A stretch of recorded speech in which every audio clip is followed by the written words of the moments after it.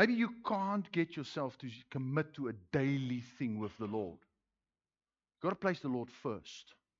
If you want to order your internal world, you want to get the right rhythm to sort out the chaos in the inside, chaos of our emotions and thinking and whatever. Place the Lord first. God cannot be second. He will never be second. He will not take second place. He's either first or he's not there.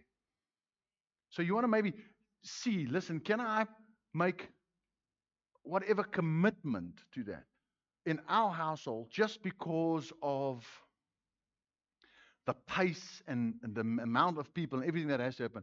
It's impossible to have a daily session like that. But we can have a weekly session. My personal time is 5 o'clock in the morning. Daily. Daily. Let me run. Maybe a monthly thing or a weekly thing where you come to church.